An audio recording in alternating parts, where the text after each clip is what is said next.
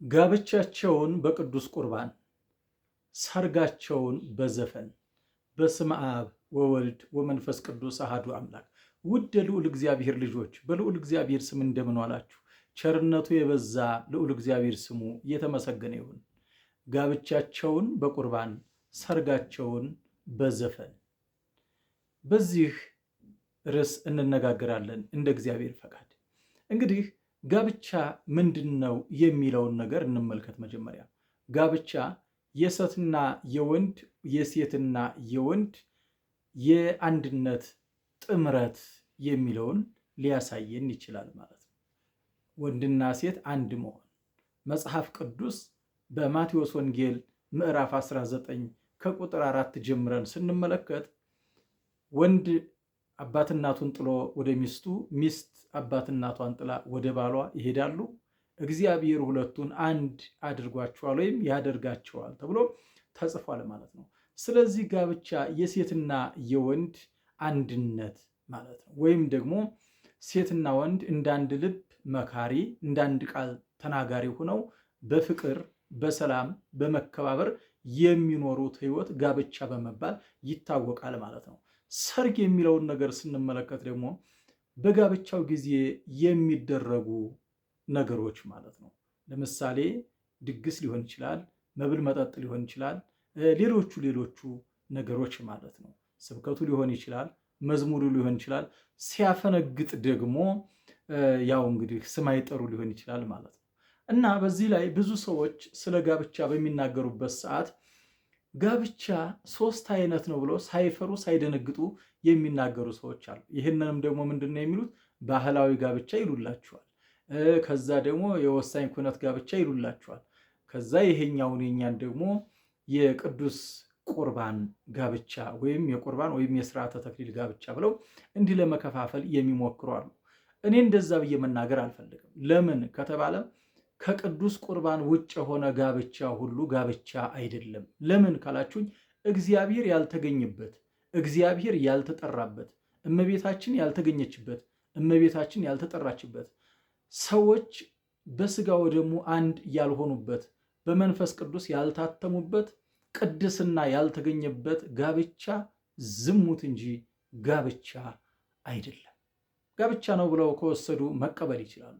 እኔ ግን ከቅዱስ ቁርባን ወይም ደግሞ ከቅዱስ ተክሊል ውጭ ሌላ ነገር ሌላ ጋብቻ አለ ብዬ መናገር አልፈልግም።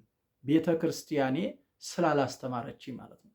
እና ጋብቻው በሚደረግበት ሰዓት ታዲያ ማክሰኞና ሐሙስ ብልጣብልጦቹ ወደ ቤተ ክርስቲያን ይሄዱና ስጋውን ደሙን ተቀብለው ከበሮ ተመቶላቸው ደወል ተደውሎላቸው መዝሙር ተዘምሮላቸው ስጋውን ደሙን ለመተማመኛ ተቀብለው፣ ለመተማመኛ ነው የምለው፣ ለመተማመኛ እንዳትከዳው እንዳይከዳት ለአንድ ጊዜ፣ ከዛ በኋላ እስኪ ጀጅቱ ተጎንብሰው እስኪሄዱ ድረስ የማይደግሙትን እንዲህ አይነት የቁርባን ጋብቻ የሚያደርጉ ቁጥራቸው ይህን ያህል ብለን የምንወስዳቸው ሰዎች አይደሉም። በጣም በርካታዎች ናቸው ማለት ነው። ለምንድን ነው የሚቆርቡት ከተባለ እሷ ከሌላ ወንድ ጋር እንዳትወሰልትበት፣ እሷ ደግሞ ከሌላ ሴት ጋራ እሱ ደግሞ እንዳይወሰልትባት ማለት ነው። እሷ ከሌላ ወንድ ጋር ከሌላ ሴት ጋር እንዳይወሰልትባት፣ እሱ ደግሞ ከሌላ ወንድ ጋር እንዳትወሰልትበት መተማመኛ። የቁርባን ጋብቻ ግን እንደዚህ አይደለም። ምንድን ነው ከተባለ ነፍስን ማግኘት፣ ለቅድስና መብቃት፣ እንደ እግዚአብሔር ፈቃድ መኖር፣ እንደ እግዚአብሔር ፈቃድ መጓዝ፣ እንደ እግዚአብሔር ትእዛዝ ለመሄድ መጣር ነው እንጂ ጋብቻ የቅዱስ ቁርባን ጋብቻ መተማመኛ ሊሆን አይገባም። እና እያብልጦ ማክሰኞና ሐሙስ በቅዱስ ቁርባን ጋብቻቸውን ያደርጉና አርብና ቅዳሜን ርፍ ብለው እሁድ ላይ እንደገና ደግሞ አሰረሽ ምችው ይጀምራሉ ማለት ነው። ምንድን ነው ከተባለ በዘፈን እንደገና ይደግሙታል። በቅዱስ ቁርባን እግዚአብሔር የተጠራበትን ሰርግ፣ እመቤታችን የተጠራችበትን ሰርግ፣ ቅዱሳን የተጠሩበትን ሰርግ፣ እግዚአብሔር በአካል የተገኘበትን ሰርግ እንደገና ሰይጣንን ጋብዘው ደግሞ በዘፈን ከእግዚአብሔር ቀጥሎ ወደ ሰይጣን ከተማ ሄዶ ደግሞ ሰይጣንን ጋብዘው ደግሞ ሰይጣንን ከነሰራዊቱ ጋብዘው እንደገና ሰርግ ያደርጋሉ ማለት ነው። እነዚህ ሰዎች እነማን ናቸው ካላችሁኝ፣ መሰረት የሌላቸው እንደ እግዚአብሔር ፈቃድ ለመኖር ያልታደሉ፣ ሳይገባቸው የቆረቡ፣ ሳይገባቸው ስርዓተ ቁርባን ያደረጉ፣ ሳይገባቸው ስርዓተ ተክሊል ያደረጉ፣ ሲያደርጉ አይተው ያደረጉ እንጂ እነሱ ማድረግ እንዳለባቸው አውቀው ያላደረጉ፣ መልካም ነገርም እንኳን ቢሆን ሳያውቁ የሰሩት ያስኮንናል እንጂ አያጸድቅም። ስለዚህ ሐሙስ ወይም ደግሞ ማክሰኞ በቅዱስ ቁርባን፣ እሁድ እንደገና ደግሞ ሰይጣንን ጋብዞ በዘፈን። ለምንድን ነው ቤተ ክርስቲያናችን ዘፈንን የምትቃወመው ከተባለ፣ ዘፈን አንደኛ የዝሙት ምኞት ምንጭ ነው። የዝሙት ምኞት ምንጭ ነው ዘፈን። ምክንያቱስ ከተባለ ዘፋኞች በቀጥታ የሰውየውን ወይም የሴትዮዋን አካለ ቁመና እየጠቀሱ ወጣቶችን፣ ሕፃናትን ራሱ ክብረ ድንግልናቸውን አክብረው እንዳይኖሩ ከጊዜያቸው ቀድመው ለዝሙት ከጋብቻ በፊት በጋብቻ ላይና ከጋብቻ በኋላ ሰው ዝሙተኛ ሆኖ ከእግዚአብሔር ይልቁኑ የሰይጣን እንዲሆን የሚያደርግ ስለሆነ ዘፈን እርም ነው፣ የተጠላም ነው። ለምን ካላችሁኝ፣ ለምኞት ኃጢአት ስለሚዳርግ። መመኘት ደግሞ ኃጢአት ነው። ኦሪት ዘጸአት ምዕራፍ 20 ቁጥር 17 ላይ የወንድምህ የሆነውን ቤቱን፣ ንብረቱን፣ ሚስቱን አትመኝ፣ አንተ የማታገባትን ሴት ከማታገባት ሴት ጋር እንድትባልግ ያደርግሃል ዘፈን። ካገባች ሴት ጋር እንድትባልግ ያደርግሃል ዘፈን። አንቺን ካገባ ወንድ ጋር እንድትባልጊ ያደርግሻል ዘፈን። ባትባልጊም እንኳን እንድትመኙ ያደርግሻል። ምክንያቱስ ዘፈን ምንድን ነው ዓላማው ከተባለ፣ አይኗ፣ ጥርሷ፣ አፍንጫዋ፣ ፀጉሯ፣ አንገቷ፣ ተረከዟ እያለ እየቆጠረ የሰውን አካል ቀጥታ በሰው አይምሮ ውስጥ አስገብቶ ለዝሙት መቀስቀስ። እንደገና ደግሞ ዳንኪራው ዳንሱን ስናይ ደግሞ የሰውነት አካላትን በማንቀሳቀስ ተመልካችን ለዝሙት መዳረግ። አንደኛ ዘፈን ለምኞት ኃጢአት ያጋልጣል ማለት ነው። ሁለተኛ ዘፈን ለራሱ ለዝሙት ያጋልጣል። ሰዎች ራሳቸውን እንዳይቆጣጠሩ ያደርጋል። ካልፈለጉት ሰው ጋር ካልፈለገችው ወንድ ጋር ካልፈለጋት ሴት ጋር እንዲወድቁ ያደርጋል ማለት ነው። ለዝሙት ያጋልጣል። ሶስተኛ ዘፈን የሰዎችን ልብ ለክፋት ያነሳሳል።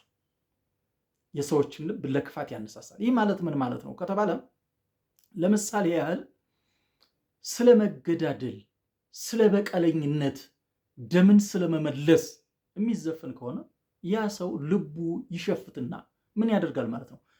ጠላቴን ካልገደልኩ በቀር እኔ እንዴት ሰው እባላለሁ ብሎ ጠላቱን ለመግደል መሳሪያ ወልሎ እንዲነሳ ያደርጋል ማለት ነው። ዘፈን እጅግ በጣም አደገኛና ጉልበተኛ ነው። ለምን ከተባለ ሰዎችን ልቡና አሸብሮ ሂደው እንዲጋደሉ ወይ እንዲሞት ወይ እንዲገሉ የማድረግ አቅም አለው ማለት ነው። አስቡ እንግዲህ የሄሮድያዳን ልጅ ስትመለከቱ፣ ሄሮድስ የልደቱን ቀን ባከበረ ጊዜ በዛ በልደቱ ቀን ተገኝታ የወንድሙን የፊልጶስን ሚስት ሄሮድያዳን ሄሮድስ ወዶ ስለነበረ ምንድነው የተደረገው? ሂጂና ዝፈኝለት፣ ምን ላድርግልሽ ሲል የዮሐንስን አንገት ቆርጠህ ስጠኝ በይው ብላ እናቷ ሸልማ አልብሳ እንደዚሁም ደግሞ አስጊጣ ላከቻት ይላል። ወደዛ ወደ በዓሉ በምትሄድበት ሰዓት ታዲያ ምን ተደረገ ከተባለ የተደረገውን ነገር ማየት አስፈላጊ ነው። ምንድነው የተደረገው? የሄሮድያዳ ልጅ ዘፈነች። በዚህን ጊዜ የሄሮድስ ልቡ ምን አለ? ሸፈተ። የመንግስቴን እኩሌታ እንኳን ብትፈልጊ እሰጥሻለሁ፣ ምን እንዳደርግልሽ ትፈልጊያለሽ አላት። እናቴን ጠይቄ ልምጣ አለች። እናቷን ጠይቀቻት። ምን አለች? የመንግስቱ እኩሌታ ምን ይሰራልሻል? አንቺ የኔ ልጅ ነሽ፣ እኔ ደግሞ እሱን ካገባሁ ሙሉ መንግስቱን ማን ወስዶብሽ ነው የመንግስት እኩሌታ የምትፈልጊው አለቻት። ይሄ የሆነው በዘፈን ነው።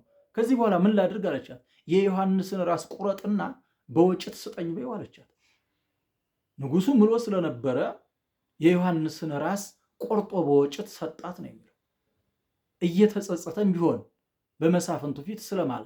ስለዚህ ዘፈን የሰዎችን አይምሮ ያበላሻል፣ ያሸፍታል፣ ከመንፈሳዊነት ያርቃል። እኔ እንደው እዚህ ላይ አንድ በጣም የሚገርመኝ ነገር በቤተ ክርስቲያናችን ውስጥ የሚሰራ ነገር አለ። ሰባኪዎች ናቸው፣ እኔን ሳይጨምር ብዬ ነው፣ እኔ አላደርገውም። ሰባኪዎቹ ምን ያደርጋሉ መሰላችሁ? ዘፋኞቹን አርቲስት ገሌ ይገኛሉ በጉባኤው ላይ። አርቲስት ገሌና አርቲስት ገሌ መገኘት ያለባቸው ዘፈናቸውን ጥለው ነው እየዘፈኑ ነው መገኘት ያለባቸው። ምን ማለት ነው? ምን ማለት ነው? በላም ማሰሪያ አህያን ማሰር ምን ማለት ነው? በበግ በረት ርያን ማስቀመጥ ምን ማለት ነው? ይሄ አውደ ምሕረቱ ለምን ማለት ነው? ራሳቸውን አድነው ሌሎቹን ሊያድኑ የሚችሉ ሰዎች ናቸው ሊቆሙበት የሚገባው?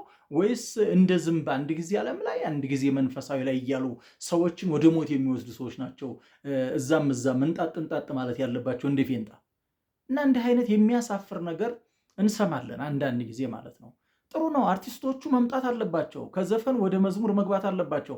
ነገር ግን የያዙትን የሰውን የሚገል የዘፈን ህይወት ትተው ነው ወደ መንፈሳዊ ህይወት መምጣት ያለባቸው።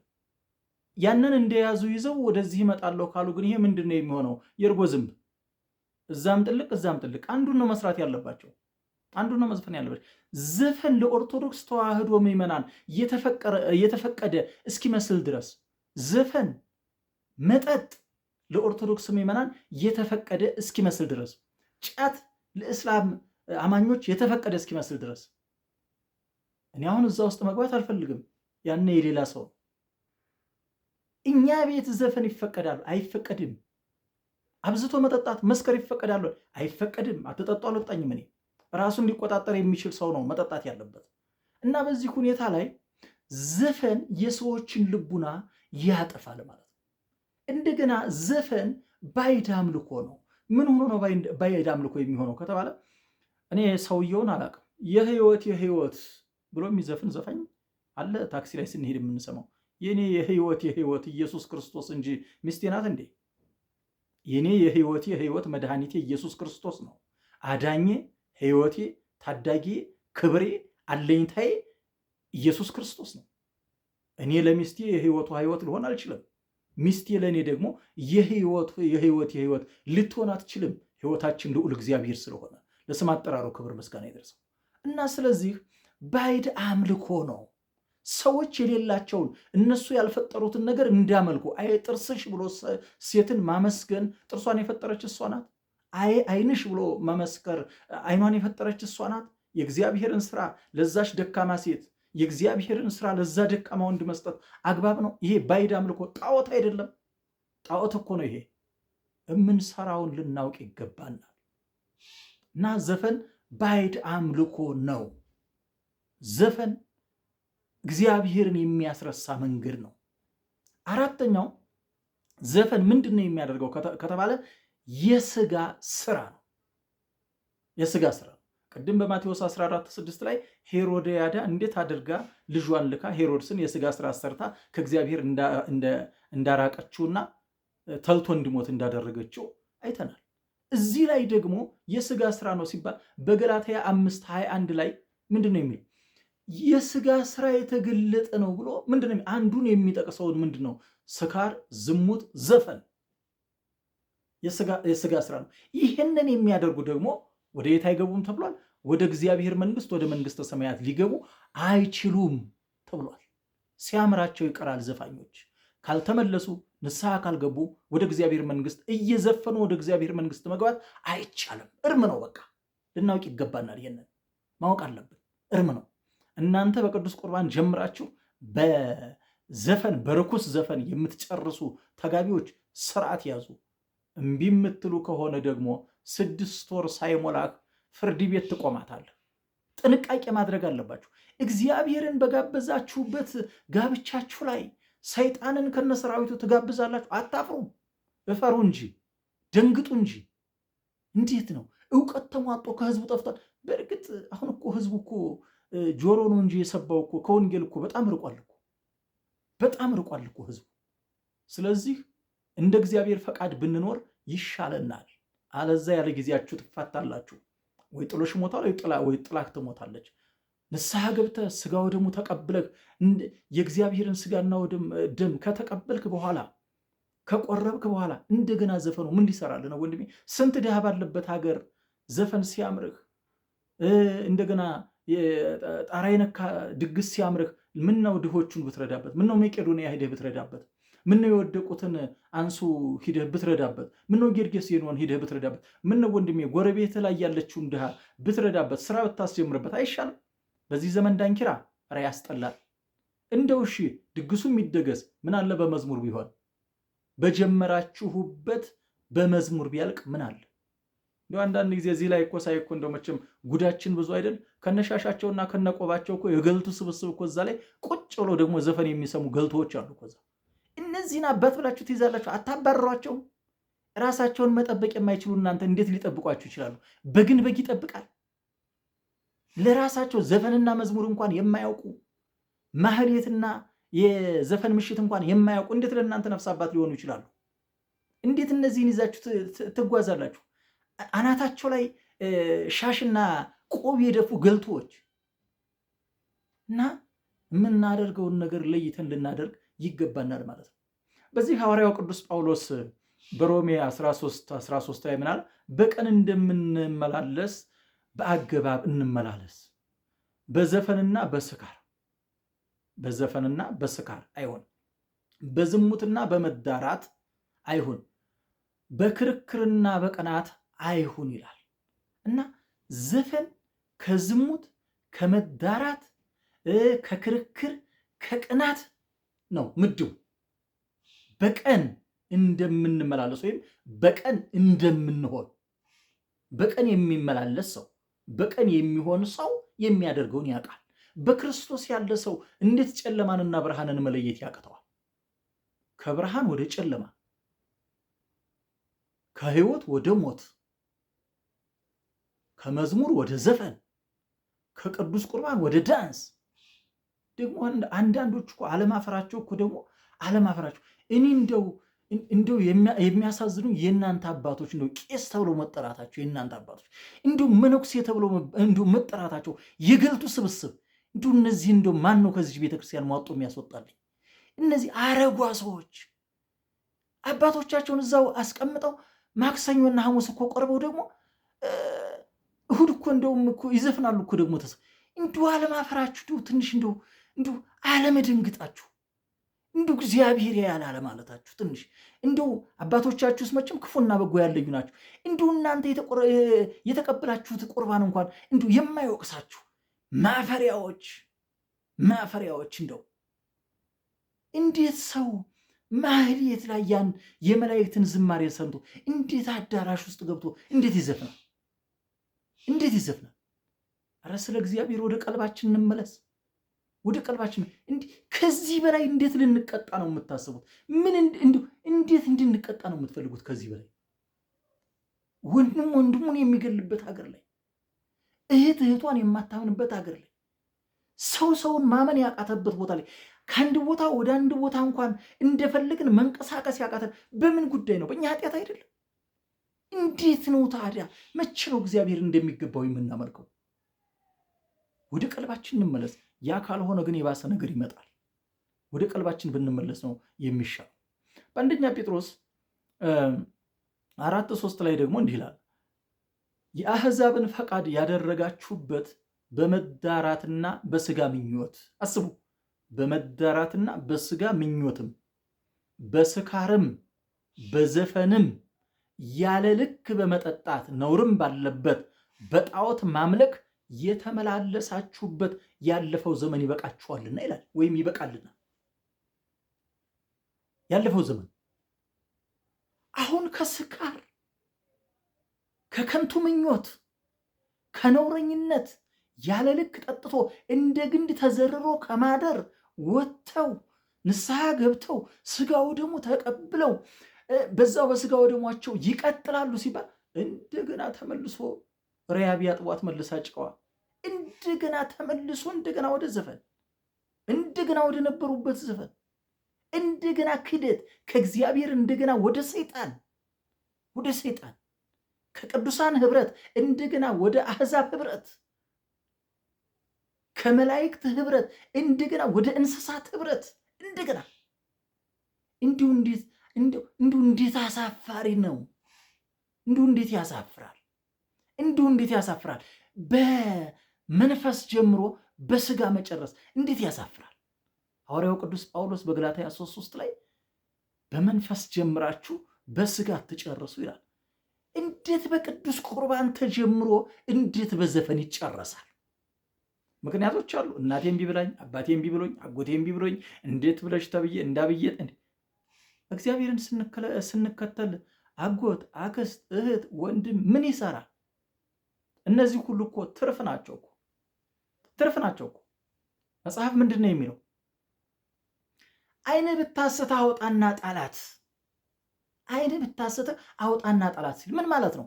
ሚስትህ የመልካም ነገር እንቅፋት ብትሆንብህ፣ ሙሽሬ ልንገርህ፣ ተሰማ ከሆነ ልንገርህ፣ አይ ጋብቻችንን በቁርባን አድርገን ሰርጉን እንደገና በዘፈን የምትልህ ሴት ከሆነች አትሆንህም። ከወዲሁ ብትቆም ነው የሚሻልህ። ከወዲሁ ተዋት። ዓይንን አውጥተህ ጣል የተባለ እንደዚች አይነቷን ሜንጦ ነው። እህቴ ልንገርሽ፣ ተሰሚያለሽ? ልንገርሽ፣ ጓደኛሽ ጋብቻችንን በቁርባን ሰርጋችንን በዘፈን እናደርጋለን ካለሽ ከወዲሁ ጅምሩ የሞተ ስለሆነ ተይው፣ አይሆንሽም። ላይሆንሽ ነገር አትድከሚ። 6 ወር አትቆይም ፍርድ ቤት ስትቆሚ። ይሄ የሞተ አስተሳሰብ ያለው ነው። የሞተ አስተሳሰብ ያላት ናት። ዓይንህን አውጥተህ ጣል ሲል ዓይንህን እያወጣህ መጣል አይደለም። ዓይን የተባለች ሚስት ናት። እጅን ቆርጠህ ጣል ሲል ደግሞ እጅ የተባሉ ልጆች ናቸው። እጅ ወድቆ ይነሷል፣ በእጅ ዘግይቶ ይከብሯል፣ በልጅ አባባሉን ስሙ። ልጆች ናቸው እጅ የተባሉ። እጆቻችሁ ለመዳን እንቅፋት የሚሆናችሁ ቁረጠው፣ በቃ አስወጣው። ያንተ አይደለም። ከመንፈስ ቅዱስ ማዕድ የሚለይ ከሆነ ከእግዚአብሔር ህብረት የሚያርቅ ከሆነ ልጅ ኑሮህ፣ ዓይን ኑሮህ፣ እግር ኑሮህ በዚህ ዓለም ተደስተህ ገሃነመ እሳት ከምትገባ ሚስትህን አተህ፣ ልጅህን አተህ፣ ቤተሰብህን አተህ መንግስተ ሰማያት ብትገባ ይሻልሃል ወንድሜ፣ ብትገቢ ይሻልሻል እህቴ። ስለዚህ ምክንያት አስፈላጊ አይደለም። ጓደኛዬ እምቢ ብሎኝ፣ ጓደኛዬ እምቢ ብላኝ፣ የጓደኛዬ ቤተሰቦች ወይም ደግሞ የጮኛዬ ቤተሰቦች ናቸው እምቢ ያሉት። ምክንያት አይሰራም። ክርስቶስን ስትከተል ወዳጄ እርፍ የያዘ ወደኋላ ማየት አይችልም፣ ወደፊት ብቻ ነው። አንተ ወንጌል ሊገባህ ከሞከርክ እየገባህ ከሆነ እንዴ ሲጀመር ወንጌል ከገባህ የጋብቻ ጓደኛህ ድምፅ ምንድን ነው? የክርስቶስ ድምፅ ነው እንጂ የሚያስፈልግህ። የልዑል እግዚአብሔር ቸርነት ከኛ ጋር ይሁን። የተረፈውን በሌላ ጊዜ እንነጋገርበታለን እንደ እግዚአብሔር ቅዱስ ፈቃድ። የእመቤታችን የቅድስት ድንግል ማርያም ምልጃና ጸሎት አይለየን። የቅዱሳን ሁሉ ህብረትና ምልጃ ከኛ ጋር ይሁን። ወስብሐት ለእግዚአብሔር ወለወላዲቱ ድንግል ወለመስቀሉ ክቡር። ይቆየን።